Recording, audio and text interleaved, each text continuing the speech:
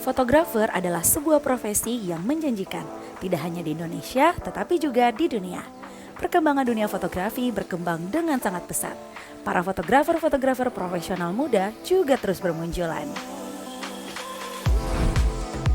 Nama Charles Edward mungkin sudah tidak asing lagi bagi masyarakat di Sulawesi Tengah, khususnya dalam dunia fotografi. Dia adalah seorang fotografer muda yang cukup sukses dalam usaha atau bisnis dalam dunia fotografi. Berbagai karya foto hasil tangkapan lensanya yang berkualitas tinggi sudah banyak dinikmati oleh masyarakat. Fotografi itu emang sekarang lagi diminati banget ya, apalagi sama anak-anak muda. Kalau kita lihat di Instagram itu isinya banyak banget anak-anak muda yang keren banget. Mereka bisa foto-foto, mengabadikan momen-momen mereka dengan menggunakan yang namanya kamera DSLR. Nah, pas banget nih. Sebentar saya bakal ketemu sama salah satu sahabat saya, seorang pengusaha muda yang keren banget. Kira-kira siapa dia? Yuk langsung aja kita ketemu dia.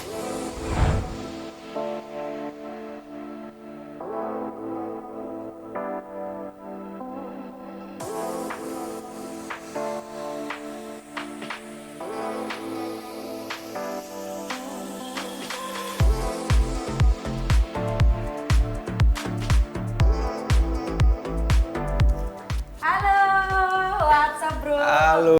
Asik. Apa kabar? Baik. Lama kita tidak ketemu ya. Ini kebetulan lagi sibuk-sibuk juga nih di studio. Makanya saking sibuknya saya harus bikin janjinya nih kayaknya prepare banget. Okay. Tapi saya sapa dulu nih pemirsa ya. Yeah. Halo pemirsa semuanya. Nih seperti yang tadi sudah saya janjikan, kalau saya punya salah satu sahabat, sebenarnya sahabat-sahabat fotografer itu banyak. Cuman yang berdasarkan hasil eliminasi kita eliminasi nih ya satu persatu dan pilihnya akhirnya si kakak Charles nih ya dari Kubaja. Ini sibuknya berarti sekarang apa aja nih sekarang Charles?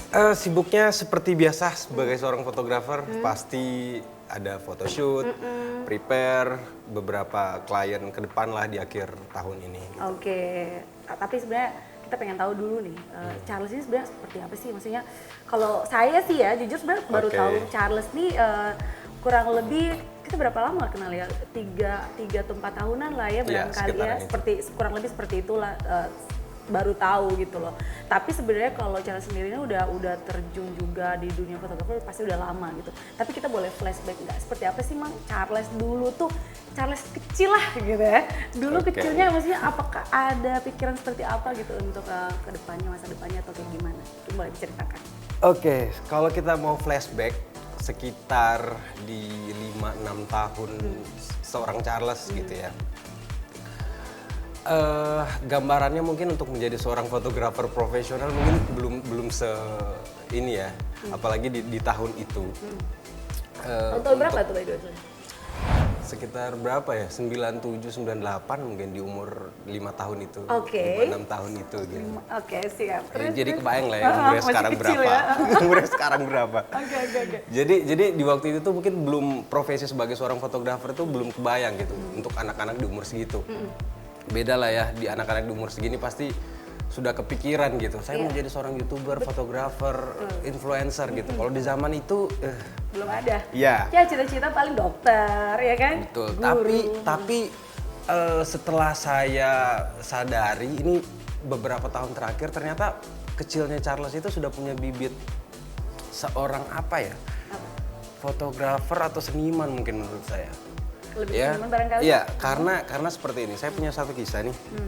Beberapa kali jalan sama bapak saya, ya ke kebun lah atau ke pantai kemana gitu. Jadi setiap kita ke pantai, saya itu selalu bukan motret ya, kayak memframing satu hal-hal yang indah gitu. Kayak view yang indah, saya jepret pakai Kamera. bukan pakai kamera. Apa tuh? Bukan pakai tangan. Jadi frame tangan kiri, tangan kanan saya buat frame, terus bunyi shutternya tuh seperti itu. Itu di umur 5-6 tahun gitu. Jadi kayaknya cara saya melihat sesuatu yang indah tuh sudah ada gitu. Memframing itu kayak misalnya kelopak bunga yang sementara mekar terus tiba-tiba dicekrek, terus lihat sapi gitu lagi beranak cekrek gitu-gitu. Seperti itu. Kurang lebih seperti itu ya. Berarti apa Charles ini memang sebenarnya asli dari mana sih? Boleh tahu nggak? Asli Palu. Lahir di Palu. Lahir di Palu. Saya asli Watu Sampu, mama papa di Watu Sampu ya, di Daerah ya Ulu Jadi. Ulu Jadi ya? Ya, itu. di Ulu Oke. Jadi. Nah, jadi saya besarnya di sana sampai sekarang juga di Palu. Sampai oke. sekarang juga di Palu gitu. Dari seorang Charles yang awalnya dulu seperti itu gitu kan, maksudnya pakai tangan foto-foto aja gitu. Bener-bener real pegang kamera itu pas kapan? Berarti SMA kah atau mungkin sempat kuliah nggak sih Charles? Iya, jadi setelah kita flashback lagi nih ya. Jadi setelah dari kecil Charles yang suka memframing hal-hal yang indah gitu, frame-frame yang indah. Kemudian di SMP, SMA itu terlupakan gitu. Ya namanya juga anak baru remaja gitu ya, teenager, pasti lupalah dengan hal-hal seperti itu. Main tiap hari gitu kan. Iya, akhirnya pindah-pindah ini maksudnya ya barangkali. Kemudian setelah lulus SMA, saya sudah lupa nih bagaimana seorang Charles ternyata punya jiwa seni gitu. Nah, kemudian ternyata bapak saya itu sadar. Bapak saya itu sadar ternyata dia berinisiatif untuk menyekolahkan saya setelah lulus SMA ke sekolah broadcasting. Namanya itu LPPN, Lembaga Pendidikan Pertelevisian Nasional gitu. Di Palu. Jadi kita itu kelas Palu tapi kampusnya itu di Makassar. Seperti itu. Jadi kita Palu, Makassar gitu ya. Seperti itu. Jadi bapak saya bisa melihat potensi saya dari kecil, kemudian dia mengasah seperti ini anak cocoknya di bidang seni. Motret gitu, seperti itu. Jadi saya sendiri tidak menyadari, tapi bapak saya itu sadar akan potensi saya gitu. Nah, kemudian saya coba sekolah di situ selama 2 tahun sampai 2009. Sekolah di situ tentang kamera, tentang penyutradaraan, lighting, modeling termasuk mendirect model itu kita belajar gitu di situ. Sampai akhirnya profesional terjun di bidang fotografi itu 2011. Jadi kurang lebih sudah 10 tahun lah ya di dunia profesional fotografer. Nah, saat itu artinya memang pada saat pertama kali begitu benar-benar kayak udah menyadari ya kayaknya saya memang benar-benar udah di dunia fotografi ini. Itu saat itu memang langsung benar-benar langsung apakah mau jadi memang mau jadi profesional seorang fotografer aja atau memang ada lagi nih kepikiran untuk hal-hal lain? Nah, sebenarnya di tiap profesi ya, bukan cuma jadi fotografer, saya pasti punya titik down, up lagi, down lagi gitu ya, pasti punya gitu. Saya sendiri punya sekitar 5 tahun kemarin mungkin titik titik terendah mungkin ya, karena mungkin banyak pressure dari klien datangnya mungkin bertubi-tubi gitu ya. Mungkin saya juga belum punya punya pengetahuan fotografi, tapi basic untuk bisnisnya itu kurang gitu loh. Jadi pada waktu itu memang pada saat terjun ke bisnis ini, saya ini kan ceritanya fotografer nih, jadi bukan seorang bisnismen. Otomatis pressure terhadap seorang fotografer dan seorang bisnismen itu beda gitu. Nah, ketika saya terjun menjadi seorang bisnismen, otomatis pressure-nya beda. Nah, ketika pressure itu saya dapat, kepikiran untuk merubah profesi karena tidak sanggup sama pressure itu mungkin ada gitu. Tapi setelah dijalani, belajar lagi bisnis, sepertinya bisa lah ya, terus survive lah ya gitu sama seperti terbukti yang ya sampai sekarang masih bertahan 10 tahun gitu. 10 tahun dan kabar-kabar konon katanya adalah Oke. tetap menjadi fotografer paling mahal di kota ini. Waduh, amin, Gitu. amin, saya aminkan ya. Catat ya pemirsa. Tadi kan kamu bilang kamu lebih kayak dulu tertarik lebih ke keindahan seperti Iya. itu gitu loh. Tapi kan sekarang sepertinya kayaknya lebih ke ini ya, pre-wed gitu-gitu ya, Iya. atau wedding atau apa kayak gitu-gitu. Masih ingat nggak dulu pertama kali akhirnya berpindah dari keindahan kemudian jadi ke orang-orang yang akhirnya dipoto gitu? Mungkin awalnya mungkin pada saat kuliah kali ya. Mungkin karena kita kuliah itu selama 2 tahun di lembaga broadcast itu. Iya. Kita tuh kuliahnya didesain untuk menjadi seorang jurnalis. Jadi sebenarnya saya basicnya tuh fotografer jurnalis, bukan fotografer editorial ataupun Yang lebih wedding artistik fotografer lah ya, seperti Pak. ini Oke, gitu oke. kan. Jadi sebenarnya jurnalis, fotografer jurnalis gitu. Nah, jadi mungkin kenapa saya pindah dari jurnalis ke ini kali ya? Ke dunia yang Ke lebih dunia, ya. agak berbeda lah dari Iya. yang dipelajarin gitu barangkali Oke, ya. oke. Mungkin itu waktu itu, jadi saya punya teman cewek gitu. Saya foto dia, kebetulan waktu itu saya masih punya kamera pocket. Nikon pada saat itu kalau tidak salah saya. Jangan-jangan itu kamera pertama Charles ya? Iya, kamera pertama saya. Jadi kamera pocket terus saya foto gitu di apa namanya? Di bukit-bukit sekitar sini gitu kan saya foto. Terus kemudian yang sadar malah dia si model ini, yang sadar itu dia bilang, "Charles, kayaknya kau berbakat untuk menjadi seorang fotografer model gitu. Oke. Untuk objek manusia kayaknya kau lebih punya feel ketimbang foto-fotomu yang kau upload sebelumnya gitu." Sebelumnya tentang itu tadi keindahan Tentang alam. landscape, Oh, oke. ya gunung, laut gitu kan. Nah, kemudian setelah dia sadar, saya coba kaji, gali, foto, next photoshoot, ternyata ya emang benar sih. Jadi kayaknya passionku itu lebih ke motret yang hidup gitu. bukan ini, bukan satwa-satwa ya, kayak gitu iya, ya. iya. Mungkin lebih ke orang-orang aja gitu yang lebih di foto-foto. Ya mungkin karena saya lebih tertarik tiap ketemu orang baru tuh saya lebih tertarik untuk menggali bagaimana perspektif dia gitu Yes. terhadap seni gitu. Jadi kalau misalnya saya motret alam, ini bukan motret alam juga tidak bagus gitu. Cuma sensasinya menurut saya pribadi, ketika saya memotret manusia, otomatis saya harus mendalami dulu nih, bagaimana dia, bagaimana perspektif dia, bagaimana cara saya mentransfer apa isi kepala saya ke dia Betul, gitu loh. betul. Jadi menurutku itu satu tantangan tersendiri Ya, sih. itu yang Jadi paling pasti. itu yang lebih menantang sih, menarik buat saya. Karena kalau misalnya foto apa ya kayak tanaman atau ini mungkin nggak bisa diajak diskusi Iya, juga ya. Lebih pasif ya, Ya, komunikasinya. Wah, Charles berarti memang luar biasa banget dong ya. Kehidupanmu ini memang benar-benar apa ya? Saya pikir kamu kayak ya tiba-tiba muncul aja gitu seperti fotografer pada umumnya gitu. Yang tahu-tahu karena kan biasa kalau ngomongin tentang fotografer ya apalagi ya tahu ya beberapa mungkin teman-teman yang mungkin muncul karena ya latah lah istilahnya lah ya, karena ngikut perkembangan orang-orang mulai pada foto-foto, nah kita ikut-ikutan foto juga gitu ya. Tapi kalau cerita Charles tadi memang benar-benar berartinya bakatnya itu udah ada dari sejak kecil. Iya. Tambah lagi memang karena Bapak juga memang ini ya, memang seorang wartawan juga ya kan. Jadi Bapak dulu tuh seorang penulis di salah satu media nasional sama media sini juga gitu kan. Jadi beliau juga punya kamera di rumah, jadi beberapa kamera itu saya pegang-pegang juga. Oke, berarti- Jadi itu yang merangsang apa namanya? Ide-ide kamu? Iya, Oke. seperti itu. Oke. Waduh pemirsa, ini seru banget ya. Artinya memang masih banyak lagi sebenarnya perlu kita tahu nih dari seorang Charles, pengusaha muda yang handal, yang paling mahal fotografernya. Tapi nanti sebentar kita bakal lebih ngomongin tentang dunia kamu di dunia fotografer ini sendiri ya. Akhirnya pun punya nama besar, Kumbaja ya, Kumbaja by Charles, By Charles ya. Edward. Ini kita perlu tahu nih seperti apa sih, kenapa namanya Kumbaja ya kan? Kita nanti akan tahu lebih detail lagi, tapi sebentar kita akan lanjutkan masih di Pengusaha Muda.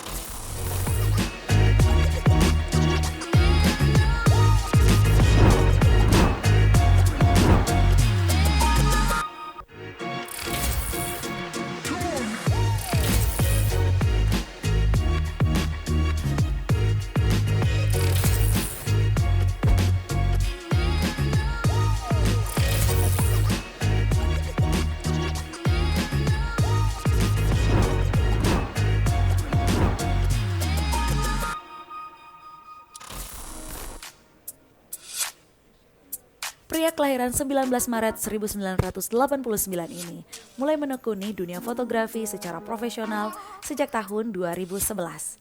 Dunia fotografi yang ia geluti ini kemudian ia kembangkan menjadi sebuah bisnis atau usaha. Usaha dalam dunia fotografi ini juga didukung kedua orang tuanya yang berperan besar dalam kiprahnya di dunia fotografi sebagai seorang fotografer profesional. Oke, bagus. Cakep. Lagi, lebih fun. Oke, lagi. Coba duduk, terakhir duduk, last shoot. Oke. Nice. Oke. Aduh, Kayak luar gini biasa. hasilnya. Ih, ya ampun kok kayak ABG ya di situ ya. Aduh, Charles ini luar biasa loh. Hasil-hasilmu ini, kalau saya lihat-lihat ya dari Instagramnya yang banyak banget followersnya itu, yang kayaknya wah pesohor siapa yang tidak foto di sini ya? Di Kumbaja, asik. Oke. Kumbaja by Charles. Ini kita lebih ngomongin tentang ini dulu nih, profesimu lagi nih. Kalau Oke. tadi udah masa kecilmu seperti apa, akhirnya benar-benar fokus dan akhirnya memilih, oke kayaknya saya sebaiknya jadi seorang fotografer profesional ya. Yeah. Ya memang kurang lebih udah 10 tahun berarti digeluti bidang ini, Yeah. bisnis ini pun sendiri juga. Nah ini saya mau tahu dulu nih, akhirnya kamu memilih nama Kumbaja. Ini apa yang menjadi alasan kamu? Ada artikah Kumbaja itu? Oke. Jadi banyak sekali ya yang tanya ke Instagram yang DM kita, ini Kumbaja kah apa? Bener. Artinya apa gitu.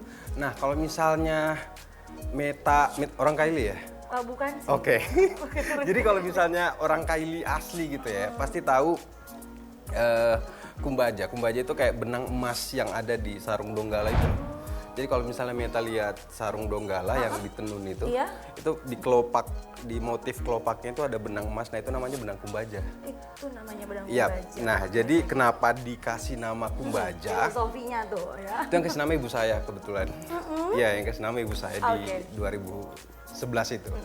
Jadi filosofinya itu kita harapannya Kumbaja itu bisa mempercantik klien kita setiap motret di sini tuh loh. Jadi sarung donggala itu tidak cantik gitu loh tanpa Kumbaja. Tanpa emasnya itu, benang emasnya itu Iya, ya. Oke, jadi oke. kita harapannya orang-orang bisa lebih cantik lah kita foto di Kumbaja gitu. Artinya memang Charles ini ya kalau ngomongin tentang keluarga pun juga sebenarnya mulai dari bapak, ibu, Iya. ini kayaknya benar-benar ambil andil di dalam Mensupport banyak sekali. support banget ya di untuk apalagi untuk profesi kamu saat ini pun juga. Nah artinya memang udah dari ketika dari awal sudah memilih nama Kumbaja ya kan. Saya tahu juga pasti ini sekarang kan udah ini studio yang kayaknya baru juga ya di sini ya untuk studionya. Sudah 4 tahun sih, tahunan. baru 4 tahun. Sebelumnya di mana sih? Sebelumnya di mana? Sebelumnya kita dari 2013 kita di Hasanuddin, di Jalan Hasanuddin. Jadi dari 2013 sampai 2017 kita di sana, terus kita pindah ke sini. Oke. Ini kita next insya Allah kalau misalnya tidak ada halangan tahun depan kita bakalan pindah studio yang baru lagi. Yang udah paten, Lebih proper lagi. lebih proper lagi ya. Tapi memang benar-benar ini pun juga maksudnya persiapan untuk kayak segala studio seperti ini kan memang benar-benar di prepare luar biasa banget. Ini kayak saya lihat banyak bentukan-bentukan dari studio ini seperti apa sih, maksudnya prepare dari seorang Charles sendiri sebagai seorang fotografer profesional seperti apa maksudnya? Ini kalau kita bicara konsep ya, konsep studio gitu. Ya, namanya mau membangun sebuah bisnis. Kita pasti harus riset dulu nih. Bagaimana konsep pesaing kita gitu ya di luaran sana. Nah, ketika kemarin waktu ngeset studio ini seperti apa bentukannya, saya sempat riset dulu nih beberapa studio di Palu seperti apa gitu. Nah, kalau misalnya saya menemukan beberapa konsep atau satu konsep yang belum mereka buat gitu. Nah, saya coba ke situ gitu. Oke. Pokoknya setiap konsep yang saya keluarkan untuk Kumbaja, sebelumnya saya lihat dulu nih. Yang belum happening di Palu, kita harus jadi pelopor gitu. Benar. Jadi pelopor benar, gitu. benar. Jadi kita boleh dikata sebagai salah satu apa ya? Kayak bisa memberikan ide baru gitu buat teman-teman fotografer lain. Oke, tapi sebenarnya kalau ngomongin tentang apa ya, ciri khas atau yang menjadi poin atau penting dari Kumbaja itu apa sih sebenarnya yang paling dijual sama para klien terutama gitu? Seperti apa gitu ciri khas yang diberikan oleh Charles sendiri? Kalau berbicara ciri khas foto kita, produk kita gitu ya, Kita kembali lagi nih karena saya basicnya sebagai seorang jurnalis fotografer gitu, fotografer jurnalis iya, sekolahnya. benar. Nah, jadi saya pakai ilmu itu, disiplin ilmu saya waktu di kampus itu saya pakai di profesi saya sekarang gitu. Jadi saya mencoba mengambil sisi apa ya kayak storytelling gitu. Jadi fotonya itu lebih bercerita gitu, lebih moodnya itu lebih ada gitu. Jadi kalau misalnya teman-teman fotografer di sini kan di sini punya beberapa fotografer gitu ya.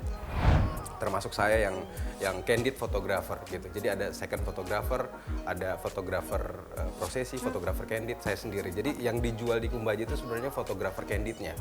Jadi artistiknya itu di situ. Benar. Jadi saya mengaplikasikan fotografi jurnalis ke wedding fotografi. Timnya berarti artinya timnya Charles pun udah di Iya, maksudnya udah di prepare seperti itu ya, Betul. maksudnya dibekali mereka bahwa harus seperti ini gitu. Nah, tapi Charles sebenarnya kalau ngomongin tentang tim lagi nih, ini kan udah lama nih ya, sudah 10 tahun artinya ya kurang lebih. Ada berapa tim sebenarnya di dalam Kumbaja ini? Kalau di Kumbaja sendiri untuk fotografer utamanya itu saya.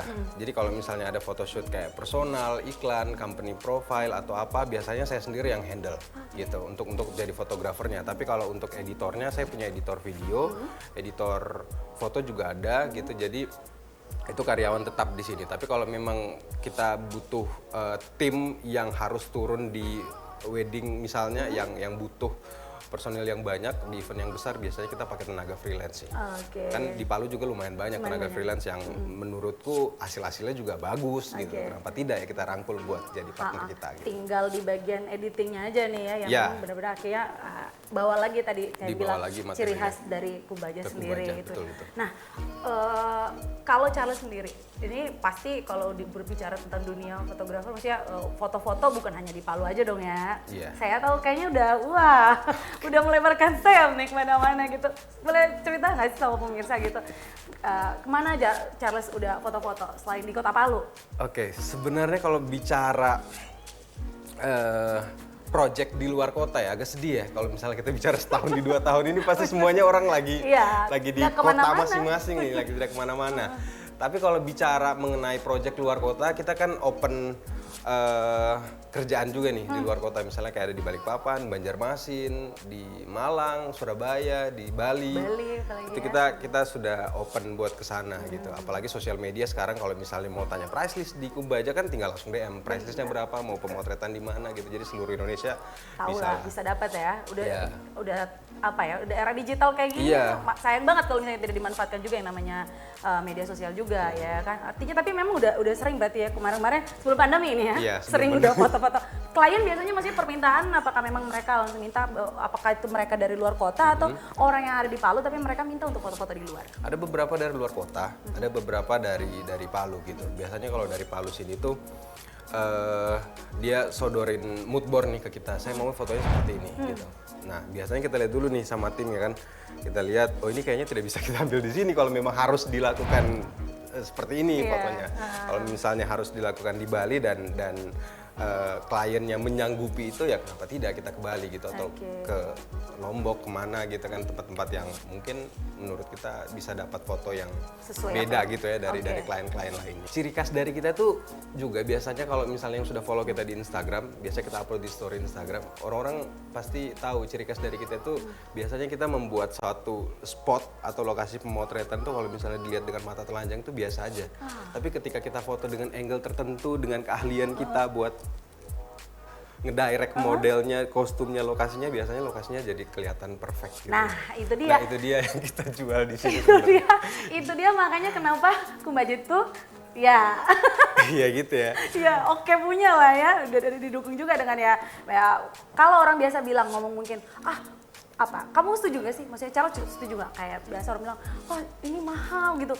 Pada saat saya membangun bisnis ini di awal, otomatis saya kan harus memberikan apa ya, kayak positioning bisnis gitu. Jadi saya harus mentargetkan segmen saya yang mana nih, yang bawah, atau yang ke atas. menengah ke atas gitu. Nah, kalau ketika saya memberikan price list ya kan ke orang-orang, pasti saya sudah antisipasi bakalan seperti apa reaksinya orang-orang ketika saya memberikan price list yang menurut saya itu harganya di atas standar dari teman-teman yang lain gitu. Tapi memberikan price list yang agak sedikit hike ya, itu menurutku caraku kayak menyaring orang-orang, klien-klien yang betul-betul mau dengan cuma sekedar mau gitu. Nah jadi harga yang menengah ke atas sebenarnya targetnya tuh bukan ya kamu harus kaya dulu baru bisa motret dengan kita, tidak. Banyak orang di sini yang mereka menabung. Mereka menabung setahun, 2 tahun demi untuk bisa pakai kita di wedding atau di pre-weddingnya dia gitu. Nah kita tuh mengapresiasi itu gitu loh. Jadi targetnya kita tuh sebenarnya bukan untuk menengah ke atas juga gitu, tapi kita memfilter orang-orang memang mau bekerja sama dengan kita. Gitu. Karena dengan kita kerjasama dengan orang-orang seperti itu, karya kita lebih dihargai otomatis. Betul, luar biasa sih. Emang udah profesional banget sih seorang Charles ya. Oke, udah jatuh bangun, jalanin profesi sebagai fotografer, ada jatuh cintanya juga pastinya ya. Oke, nanti kita lanjut lagi untuk ngomongin soal lebih detail, ini lebih spesifik kita ngomongin tentang keluarganya si Charles lagi nih ya. Sebentar, tapi pemirsa, nanti kita akan lanjutkan lagi masih di Pengusaha Muda.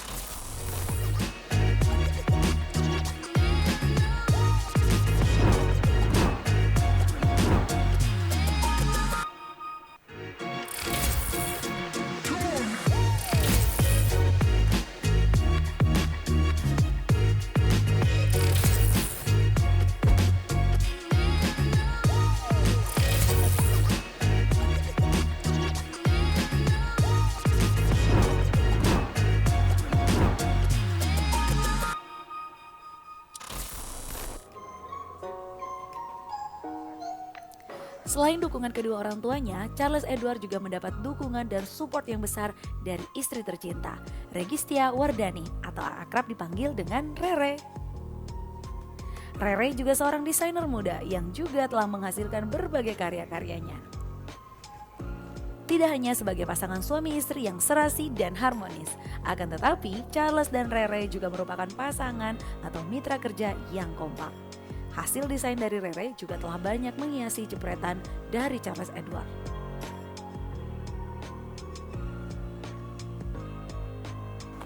Tuh, kalau mau foto-foto itu harus didukung sama bajunya dong, ya kan? Tuh, keren banget kan baju-bajunya? Tuh, tapi lebih keren lagi kayaknya kita ke arah-arah.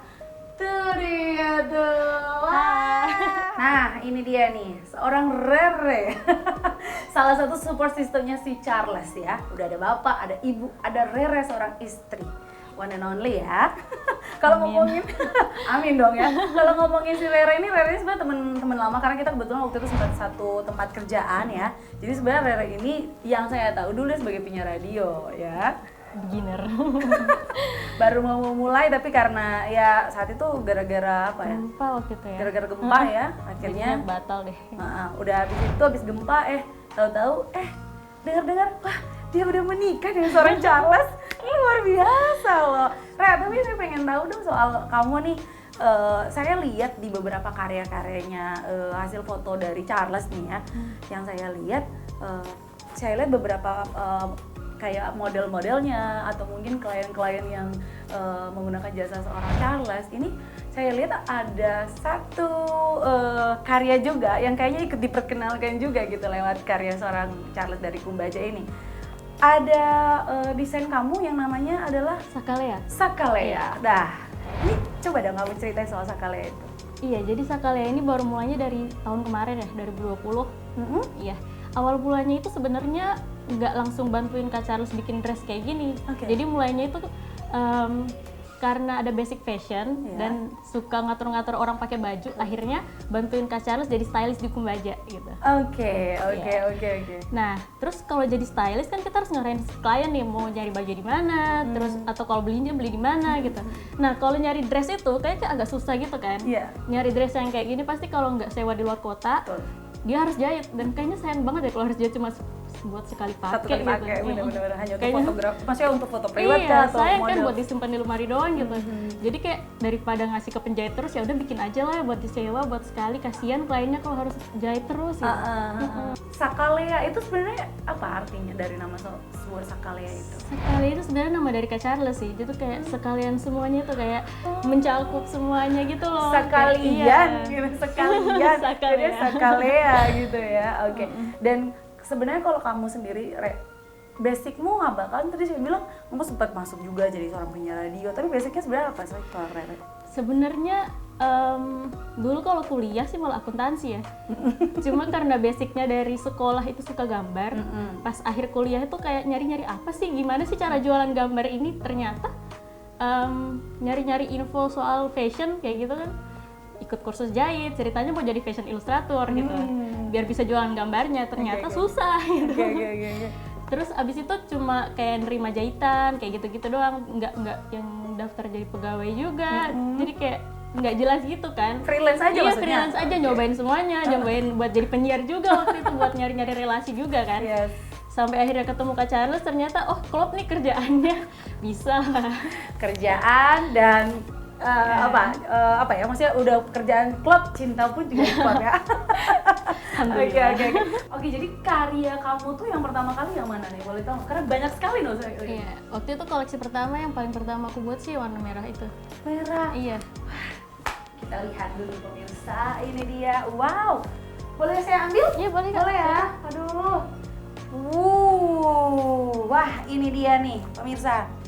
Tapi memang kalau saya lihat ya Re, ini kayaknya ciri khas kamu deh yang memang kamu seneng yang ngejuntai-juntai kayak gini, atau gimana? Boleh kamu karena kan kalau si Charles tadi bilangnya dia punya ciri khas apa gitu, yang dari sisi warna mungkin, atau mood dari kliennya seperti apa. Saya ambil lagi aja lah ya. Kenapa saya taruh lagi? Ini apa yang jadi ciri khas kamu? Nah sebenarnya dari awal pertama kali belajar fashion itu emang nggak terlalu suka sama yang kayak balgon, kebaya kayak gitu, kayaknya agak rumit gitu ya. Betul. Bikinnya juga rumit. Terus kalau buat foto pun lebih bagus kayak yang flowy, terus desainnya klasik, timeless gitu. Jadi lebih suka kainnya itu yang jatuh, terus yang buat foto tuh bisa kayak dimain-mainin gitu ya. Gitu. Karena kan kalau fotografer biasanya diarahkan. Iya, jadi kayak pakai banyak kain kayak gitu. Terus warnanya juga yang bagus buat difoto. Jadi kayak lebih fokus kayak earth tone gitu-gitu. Tapi ini ada yang marun dan ini jadi best seller kita juga. Terlalu banyak yang pakai ini malah. Oh iya. Iya ya, memang kalau foto-foto itu emang mesti, karena kita biasanya lebih kayak disuruh bebas gitu, apalagi kalau Charles yang udah arahin, iya lagi lepas, dia terbang. Apalagi kalau kayak outdoor gitu kan harus lari-larian di pantai, itu kalau dressnya kecil kan kayak kurang mantep gitu kelihatan di fotonya aja. Keren banget. Aduh, saya taruh lagi ya bajunya ya, biar kita lanjutin ngobrol-ngobrol lagi. Jadi memang ini ya, jadi ciri khas dari Sakalia itu kayak gini. Kamu bikin desainnya itu memang yang lebih kayak banyak apa ya, kayak butuh banyak kain kalau saya bilang ya. Sih. Dan kalau saya lihat kayaknya kamu dalam pemilihan warna pun juga kayaknya kalau di satu warna satu aja gitu. Emang kenapa kamu lebih ini? Biasa kan kalau desainer kan biasanya pilih harus banyak ini itu dan segala macamnya. Sebenarnya kayak lebih kurang suka yang terlalu rame. Mentok-mentok paling lace kayak itu yang fits di belakang. Jadi kayak lebih kesannya itu lebih fokus ke siluet dressnya. Jadi bukan ke detail, kalaupun ada detail tuh pasti ada kayak detail kecil-kecil, tapi nggak yang sampai kayak manik-manik ngejreng-ngejreng gitu. Jadi lebih kayak bentuk dressnya, gimana kainnya itu jatuhnya pas di foto gitu, karena memang fokusnya buat foto kan. Benar. Iya. Sebenarnya kayak gitu. Oke. Dan sudah berapa banyak dong yang sudah kamu buat nih? Untuk sekarang baru ada 21 sih. Udah banyak itu baru, dia bilang baru. Baju saya aja kayaknya yang dijahitin di dulu baru 5. Ya pesta jahit dong. Lebih kesewa sih ya. Oh, gitu. By the way, baju-bajunya disewain juga berarti? Iya, ya? disewain. Berarti jadi kayak maksudnya, karena kan tadi udah kamu bilang dulu biasanya cuma dari luar aja ambil, atau mungkin sewa di desainer mana gitu untuk sewa-sewa. Nah sekarang nih artinya kalau kamu udah produksi sendiri, bikin sendiri, jadi pendukung juga dong berarti untuk Kumbaja juga? Iya, lumayan sih. Walaupun klien kita nggak tertutup buat Kumbaja aja, tapi untuk semua fotografer. Tapi ya lumayan kalau buat klien Kumbaja, kalau nyari yang kayak gini ya udah langsung aja gitu ya. Dan kayaknya udah jadi ciri, udah saling ini ya, istilahnya udah klop banget, udah menyatu. Kalau udah pakai ada Kumbaja berarti ada Sakalia juga di situ dong ya. Oke. Nah, Re, kamu yang apakah jadi dulu awalnya kayak model-modelnya seorang Charles aja gitu untuk foto-foto baju-baju kamu, atau memang benar-benar kamu lebih fokus kayak ngajakin orang lain aja gitu untuk jadi model? Jadi modelnya. Kalau untuk jadi model sampai sekarang kita lebih nyari ke orang ya. Kalau bisa ya nggak berkerudung, soalnya biar lebih general gitu. Oke. Kalau kami lihat kan dressnya kayak Seksi, backless, bener. ya sleeveless, kayak gitu-gitu kan. Jadi kalau misalnya pakai modelnya yang berhijab nanti agak susah lagi, harus pakai manset dan segala macam, dan jadinya orang tuh jadi agak susah tuh ngelihatnya. Kalau misalnya kayak Kameta nggak pakai jilbab terus, aduh ini kalau aku pakai aneh nggak ya, kayak gitu. Oke. Nah tapi kalau buat yang pakai jilbab nggak perlu bingung, soalnya aku kan kalau aku sendiri pakai jilbab nih, jadi dressnya itu aku foto sendiri, jadi kayak buat mirror selfie, buat review di badan aku juga kalau pakai jilbab tuh seperti apa, jadi orang bisa ada gambaran gitu ya buat yang berjilbab gitu. Oke. Nah, sekarang kan memang baju-baju yang punya Rere ini di Sakalia kan memang ditaruh di sini berarti ya. Ada nggak sih kayak permintaan gitu dari klien di luar yang tiba-tiba datang ke Rere kayak, Rere saya mau dong dibikinin baju gitu untuk acara ini buat private saya sendiri, tapi bukan buat kamu pajang di dalam studio lagi gitu loh. Ada nggak kayak gitu? Sebenarnya banyak sih yang minta dari dulu awal, sebelum ada Sakalia pun banyak yang kayak DM, Re pengen dijahitin dong kayak gini-gini desainnya dari kamu, tapi kayak kurang tertarik untuk bikin custom ya, soalnya kayak harus memenuhi ke ekspektasi klien gitu, kayak susah gitu menurut aku. Karena sebenarnya kita kan emang udah ada garis besarnya kan, kalau misalnya dia mau dress yang tidak sesuai sama gambaran kita ya kita agak susah juga dong. Iya, karena dia bawa nama Sakalia kan, pasti besok-besok kalau ngepost gitu ini Sakalia tapi kok dressnya nggak kayak Sakalia ya, kayak gitu. Terus kalau aku sedikit sih lebih prefer dressnya itu kalaupun custom itu tetap jadi inventaris aku di Sakalia, jadi aset aku. Jadi setidaknya nggak kemana-mana lagi itu baju ya? Iya, daripada sayang kan ditaruh di lemari kan, mending jadi duit. cuan tetap ya. Di Pengusaha Muda itu memang tujuannya adalah ngajarin kamu untuk bagaimana menggali bakat yang kita punya ya. Nah, ini memang benar-benar artinya si Rere ini udah lumayan lama banget gitu juga untuk menemani seorang Charles pun juga ya, apalagi mendukung untuk dia dalam hal dunia pekerjaan dia saat ini juga ya kan.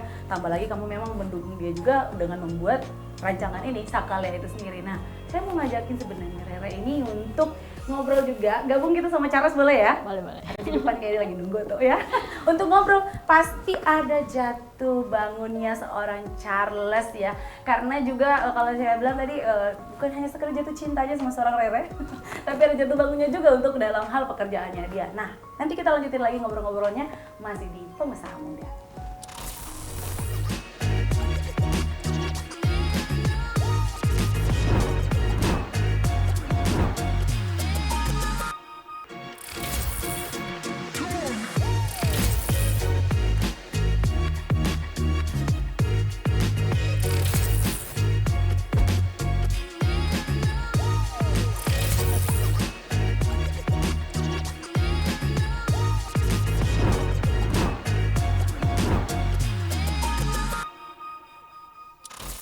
Kembali lagi pemirsa, kita masih di Pengusaha Muda dan tadi saya udah janji nih bakal ngobrol-ngobrol gak cuma sama Rere tapi udah gabung sama Charlesnya sekalian. Boleh tepuk tangan buat mereka berdua ini. Pasangan ya. Yang saya bilang memang benar-benar tadi. Memang kalau dalam hal bekerja itu kalau ada pasangan, apalagi yang memang benar-benar mendukung ya pekerjaan kita, apalagi kalau misalnya benar-benar sama-sama bekerja di dunia yang sama juga, itu pasti bakal seru banget gitu ya Charles. Menurut kamu gimana? Iya sih, ini kayak apa ya? Anugerah. Anugerah gitu. Jadi kayak tidak terbayangkan juga sih sebenarnya sebelumnya bakalan dapat jodoh frekuensi seperti ini. Bener. Iya kan? Tapi kalau kita ini flashback lagi nih, dari tadi kita selalu flashback aja karena memang nggak mungkin ada Kumbaja yang seperti saat ini pun juga ya kan, yang saya batinya apalagi kolaborasi ini Kumbaja X Sakalia ya, tuh. Yeah. Kalau boleh flashback, ini sebenarnya Rere sama Charles dulu gimana sih ceritanya ketemuannya? Apakah karena dia model kamu atau bagaimana? Itu kayak cerita banyak fotografer yang modusin banyak model ya. Pengalaman dulu. Gimana Oke, ceritanya sebenarnya 11-12 dengan cerita itu. Oke. Tapi mungkin modusnya itu bukan ngajak motret, tapi ngajak kerja bareng yuk gitu. Jadi sebelumnya kan kita pertama ketemu itu di salah satu coffee shop di Palu. Ketemu di sini, dia baru pulang dari sekolah di Jogja. Waktu itu habis gempa ya? Iya, habis gempa. Terus akhirnya? Habis gempa itu kita ketemu di salah satu coffee shop. Terus lihat Rere, ya namanya serk pada pandangan pertama gitu ya. Terus cari Instagramnya, setelah lihat Instagramnya ternyata di highlight story-nya itu ada, ternyata si Rere ini beberapa kali bantu temannya di Jogja buat kerjaan photoshoot temannya dia gitu kan.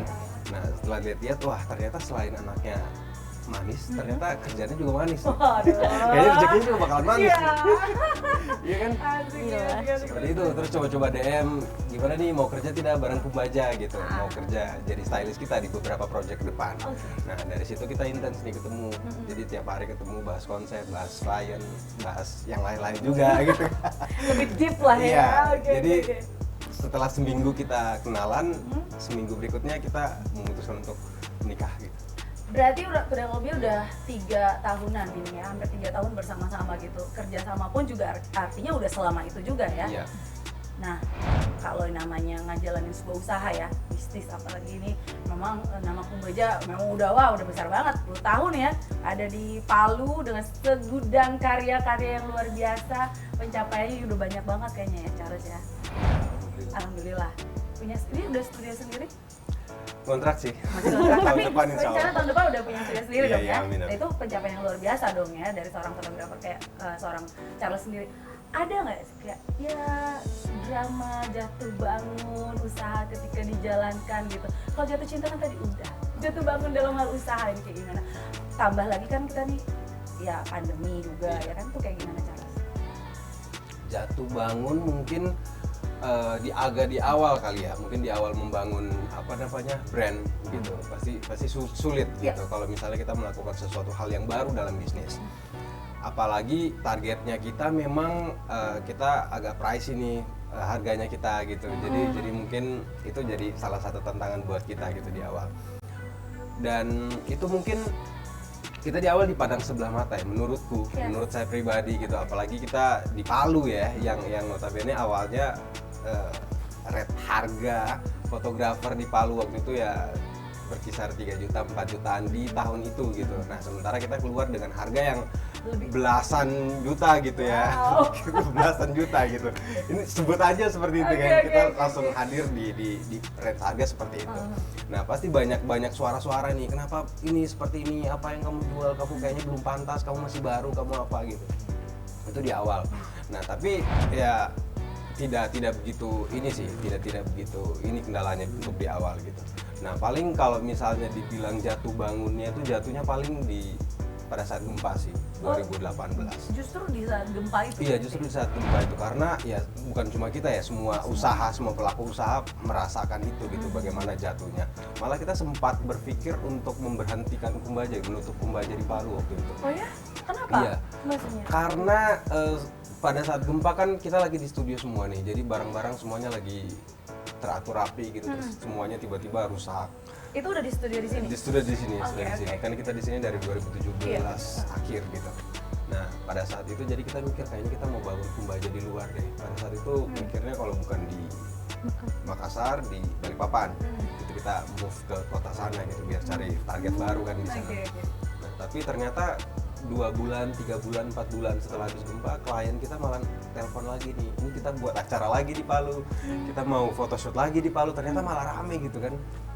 Ya dari situ kita kayaknya optimis lagi mau bangun Kumbaja lagi di Palu. Oh oke, jadi memang seperti itu ya. Tapi kalau di pandemi seperti saat ini ada nggak sih pengaruh dari ini? Kayaknya nggak ya, atau gimana? Pandemi yang kedua kali ya. Yang PPKM kemarin. Yang PPKM level 4 kemarin itu? Level 4 itu memang full. Kalau misalnya pandemi di awal sih boleh dibilang kita tuh tidak berasa ya.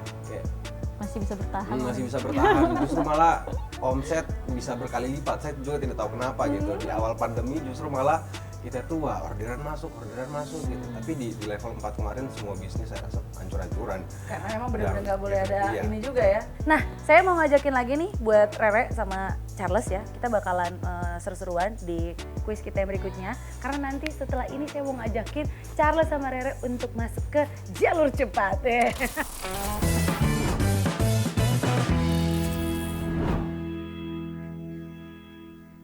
Oke pemirsa, sekarang kita udah masuk di segmen jalur cepat. Jadi saya mau ngajakin Charles ini, nanti istrinya juga ya ikut bantulah kalau mau dikasih alasannya juga boleh ya. Gak apa-apa, biar nggak duduk diam di situ kayak jadi properti lagi foto.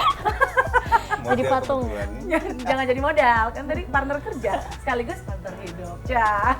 Nah, jalur cepat ini saya mau minta buat Charles untuk jawab jujur dan cepat ya. Jadi kalau saya dikasih pilihan pertanyaan apa, kamu harus jawab dan nanti saya tanyain alasannya apa. Oke, siap ya Charles ya.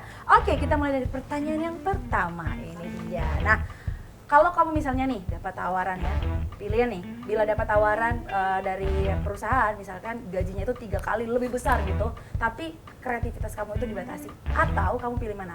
Bekerja sendiri tapi dengan hasil yang kamu, maksudnya gajinya itu nggak terlalu seberapa seperti kerja di perusahaan, tapi kreativitas kamu bisa bebas. Pilih mana kira-kira?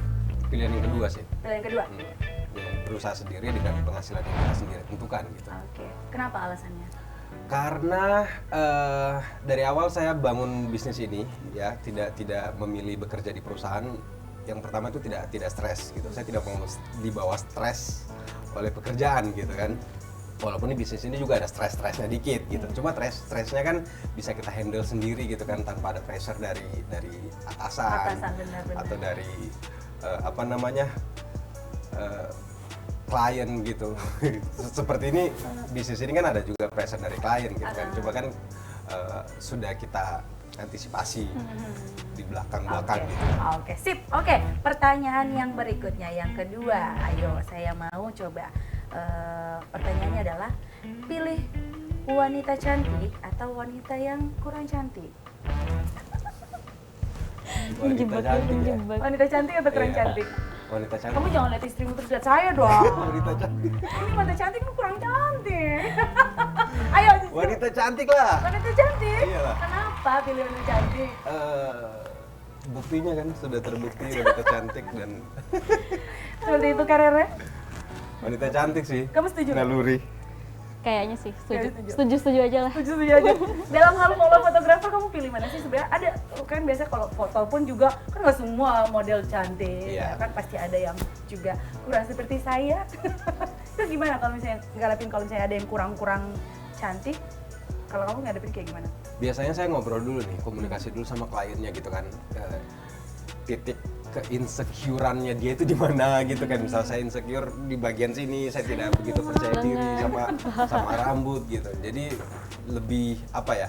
Lebih mengambil sisi-sisi ininya dia sih. Oke, sisi-sisi yang mana menurut dia lebih nyaman ya? Iya, tapi biasanya juga mata fotografer itu beda loh sama misalnya Meta mau motret di sini terus Meta bilang jangan angle sebelah sini dong. Terus tapi ternyata saya ambil angle sebelah situ ternyata bagus gitu. Tapi ya itulah gunanya fotografer ya bisa melihat sisi-sisi. Oke, tapi kalau disuruh pilih tetap ya pilih wanita cantik ya. Kalau wanita cantik lebih gampang langsung udah gaya aja tes gitu kan. Oke. Tapi wanita cantik kalah sama wanita yang percaya diri. Cia, aku tuh ya. Rere juga nih percaya dirinya luar biasa loh ya. Oke, next yang ketiga, pertanyaan yang ketiga. Saya mau kasih pilihan lagi nih buat Charles. Foto private atau acara wedding? Private. Kenapa? Karena lebih personal gitu. Jadi basically saya itu fotografer personal sih sebenarnya. Jadi saya kalau misalnya motret walaupun wedding biasanya saya akan lebih intim sama pengantinnya nih. Jadi kayak membangun komunikasinya lebih enak gitu. Kalau misalnya di wedding kan kita harus menghadapi ibunya, bapaknya, keluarga besarnya. Nah, itu biasanya ada sendiri nih fotografer prosesi untuk itu. Kalau saya basicnya ya fotografer candid. Jadi saya kalau misalnya main di belakang klien atau di kamar pengantin gitu. Jadi kita ngobrolnya seleranya seperti apa gitu kan. Dia kalau Rere nih ya sebelum lanjut pertanyaan berikutnya. Ini biasa Rere gimana sih kalau misalnya ngelihat seorang Charles gitu, apalagi sibuk dengan masih ada dengan dunia fotografernya itu. Kadang kalau misalkan ketemu model-model cantik tuh ya kan. Tadi bahkan masuk ke kamar pengantin loh. Itu gimana kalau Rere sendiri? Kalau saya sendiri sih banyak lebih seneng malah kalau dapat kayak dia cerita, ih kliennya cantik nih, wah iya ya, jadi malah ikut semangat gitu karena pasti hasil fotonya juga wah oke nih kayaknya. Oke, karena kalau hasil fotonya bagus, ininya juga bagus ya. Jadi sudut pandangnya udah beda gitu. Oke, siap. Oke, lanjut ya pertanyaan yang berikutnya. Kamu pilih mana nih? Video atau foto? Foto sih. Why? Karena saya sudah pernah menjalani keduanya ya. Sebelum di foto kan saya di film dulu nih. Saya buat film. Jadi di film dulu terus kemudian memilih foto sebagai sumber penghasilan gitu. Karena mungkin menurutku foto itu lebih lebih challenging buat saya. Gitu. Jadi menurutku kalau foto kan kita harus menentukan frame mana yang kita pilih dari setiap pergerakan dia gitu. Jadi komunikasinya juga lebih dalam gitu. Menurutku foto sih. Oke. Kalau Rara sendiri suka foto atau video? Foto juga sih. Foto juga Iya, ya? Karena foto. suka juga. Yes. Satu frekuensi emang benar-benar ya. Kirain biasanya kalau pasangan biasanya satu suka foto, satu suka video gitu ya. Nanti kemana-mana suka sering foto-foto juga nih bareng-bareng. juga sih. Jarang juga Malah sih. kita jarang motret sih kalau di rumah. Saya jarang pegang kamera kalau di rumah. Kalau keluar kota mungkin atau maksudnya kalau jalan-jalan kebetulan kemana, biasa kan hangout nih bareng keluarga Iya. ya kan. Malah nggak sempet kayak misalnya OOTD kayak gitu nggak ada, nggak pernah. Kalau foto sendiri kayaknya ya yang ada ya. Kan udah capek tuh kerja kan motret, masa istri minta motret lagi kan capek banget tuh jadinya. Kamu yang bener-bener beruntung loh Charles, dapet istri pengertian. Kadang sih tidak tanpa kamera juga gitu. Ada kamera cuma tidak intens megang kamera juga kan. Karena di studio kerja pegang kamera, kalau di rumah lagi pegang kamera kan capek juga gitu. Udah repot lah ya. Iya. Di rumah mending pegang anak tadi. Siapa? Kandana. Kandana. Panggilnya Kandana ya. Iya. Oke, terakhir. Ini terakhir. Saya mau kasih pilihan buat Charles. Pilih terima job yang datang tiba-tiba atau keluarga, istri terutama bersama anak juga mengajak jalan juga tiba-tiba. Pilih yang mana? Pekerjaan atau keluarga?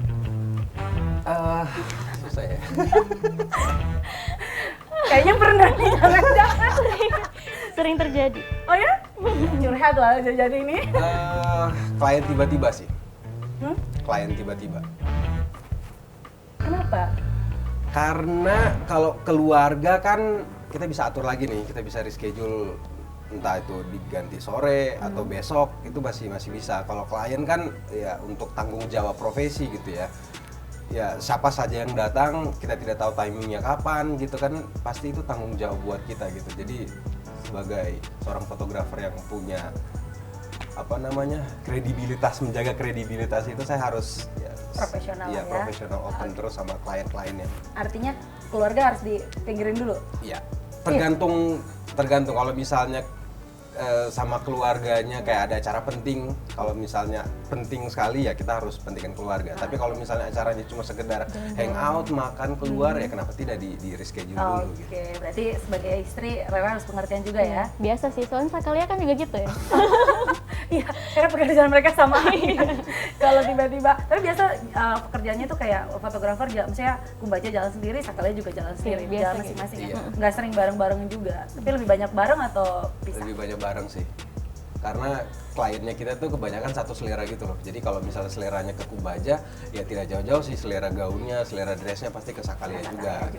Oke, sip. Charles, terakhir nih sebelum kita akhiri nih ya. Kamu mau kasih apa nih? Mungkin semacam apa pesan nih mungkin, karena kan sekarang nih kan dunia fotografer udah luar biasa sejak maksudnya udah berapa tahun terakhir ya, kayaknya lagi hype banget, ditambah lagi dengan bermunculan fotografer baru yang kayak kita lihat wah ada lagi nih yang baru, anak-anak baru gitu. Apa mungkin bisa kamu sampaikan buat teman-teman fotografer yang pengen, maksudnya yang mereka biar lebih lebih ditekuni lagi, diseriusi lagi gitu untuk bisa jadi seperti kamu. Oke, mungkin ini bukan hanya untuk kalangan fotografer saja ya, tapi bisa untuk general gitu, untuk umum juga bisa. Kayaknya kalau misalnya kita bicara milenial atau Gen Z sekarang gitu, kebanyakan orang action gitu. Yang penting action saja. Nah, mereka tuh lupa kayak kalau misalnya belajar bisnis itu perlu gitu. Nah, karena yang sekarang tantangan buat kita tuh bagaimana caranya sukses di umur yang masih muda gitu. Jadi caranya apa? Kalau misalnya kita mau sukses di umur yang masih muda, berarti kita harus banyak belajar dari pengalaman orang-orang yang sudah melewati itu gitu. Kalau misalnya dulu tuh quote-nya kita harus belajar dari pengalaman, tapi sekarang menurutku kita harus belajar dari pengalaman orang melalui buku-buku gitu. Gitu. Jadi kita harus cara cepat, instan biar bisa sukses muda gitu. Oke, jadi seperti itulah ya kurang lebih ya. Dan satu mungkin kata terakhir buat teman-teman juga yang sekarang mereka juga lagi baru mau mengawali usaha mereka, khusus lebih ke dunia fotografi, mungkin buat teman-teman yang bikin mereka lebih semangat lagi gitu. Iya, ini banyak sih pertanyaan di DM kita yang fotografer yang mau memulai bisnisnya gitu ya. Yang pertama sebenarnya temukan dulu nih identitas kalian. Karena di awal saya membangun bisnis ini tuh saya tidak hanya belajar bisnis terus tiba-tiba saya membangun usaha fotografi, tapi saya temukan dulu nih, saya ini soulnya di mana, karakter saya di mana, identitas saya di mana. Karena sejago-jagonya fotografer gitu, kalau misalnya dia tidak punya identitas dirinya sendiri, karyanya dia pasti akan bermunculan lagi nih karakter fotografer muda yang baru gitu. Jadi caranya bertahan kalau misalnya kalian membangun bisnis ini adalah karakter kalian. Betul. Gitu, identitas kalian sebagai seorang fotografer. Ciri dan juga itu tadi ya, ciri khas tadi dari masing-masing fotografer sendiri. Re, kamu ada pesan buat suamimu tercinta ini? Apa gitu? Tiap hari kasih pesan-pesan sih di rumah. Tapi pemirsa mau tahu juga dong ya, karena apa yang biasa, maksudnya dari Re sendiri mungkin bisa lebih nyemangatin seorang Charles gitu. Support system ya. Lebih support system. Apa ya, sebenarnya kalau dari aku sendiri nggak maksain dia ngambil job yang sangat banyak gitu kan. Jadi kayak lebih maksimalin aja gitu, jangan sampai idenya habis gitu. Oke, gitu. Jadi tenaga jadi jaga, idenya dijaga gitu. Oke, dengarkan itu Bapak Charles ya. Aman. Sip kalau gitu, pemirsa, ini kita udah selesai untuk ngobrol bersama dengan Charles ini dari Kumbaja. Masih akan banyak lagi tentunya pengusaha-pengusaha muda lainnya akan diundang nih di Pengusaha Muda ya. Dan jangan lupa untuk terus menyaksikan program Pengusaha Muda setiap hari Jumat di minggu pertama dan juga minggu ketiga tentunya hanya di TVRI Sulawesi Tengah. Saya Meta Margareta, pamit undur diri dan terima kasih Charles dan juga Rere. Sukses terus ya. Bye, sampai jumpa.